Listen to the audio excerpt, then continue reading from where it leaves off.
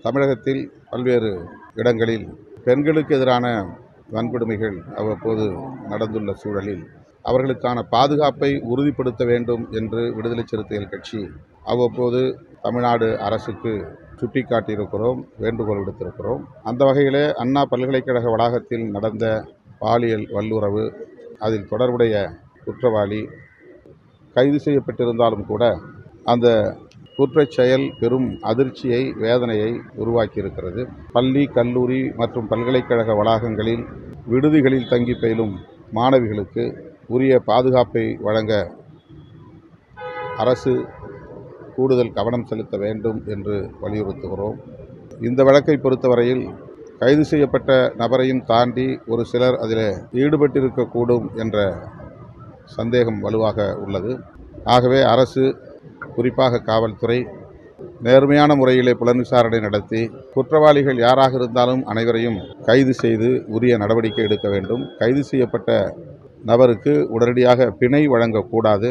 அவரை சிறையில் வைத்தபடியே புலன் விசாரணையை முடித்து குற்றப்பத்திரிகையை தாக்கல் செய்து வழக்கு விசாரணையையும் முடித்து தண்டனை வழங்க வேண்டும் என்று விடுதலை சிறுத்தைகள் கட்சி வலியுறுத்துகிறது.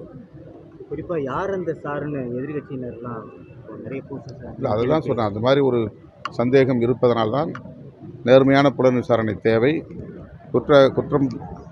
குற்றத்தில் ஈடுபட்டவர்கள் யாராக இருந்தாலும் அவர்கள் அனைவரும் கைது செய்யப்பட வேண்டும் என்று மீண்டும் வலியுறுத்துகிறேன். அனுமதி வழங்காம இருக்காங்க, அதனால பிரச்சனைகள் ஏற்படுது. அதை எப்படி பார்க்குறீங்க? இன்னைக்கு பாமகவுடைய போராட்டத்துக்கு அனுமதி வழங்கல.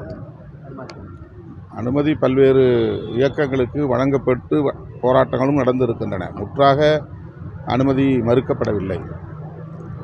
இதே பிரச்சனைக்கு பலர் பல்வேறு இடங்களில் போராட்டங்களை நடத்தியிருக்கிறார்கள். ஆனால் இதை வைத்து அரசியல் செய்ய வேண்டும் என்று சிலர் உள்நோக்கத்தோடு செயல்படுவது, அதனால் அரசு அதற்கு ஒரு முற்றுப்புள்ளி வைக்க வேண்டும் என்று அணுகுவதாக தெரிகிறது. எதுவாக இருந்தாலும் எதிர்க்கட்சிகளுக்கு போராடுவதற்குரிய வாய்ப்பை வழங்க வேண்டும், அனுமதி வழங்க வேண்டும் என்பதுதான் விடுதலை சிறுத்தைகளின் வேண்டுகோள். நேற்றைய தினம் புத்தாண்டு வாழ்த்துக்கள் தெரிவிக்க விஜயோடைய புகைப்படம் அடங்கிய தாவேக்காவினர் போஸ்டர் விட்டுருக்காங்க. அது காவல்துறை அனுமதி மறுபோது தெரிவிச்சிருக்காங்க. எப்படி பார்க்குறீங்க? அதை பறிமுதல் பண்ணியிருக்காங்க, எல்லா போஸ்டரையும் கிழிச்சிருக்காங்க.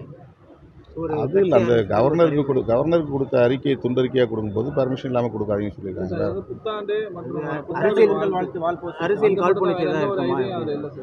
அது தெரியல. அது நீங்கள் நாம் இல்லை, அந்த மாதிரி எங்கே நடந்துச்சுன்னு தெரியல. அது மாதிரி நடக்கக்கூடாது. சரி, நன்றி.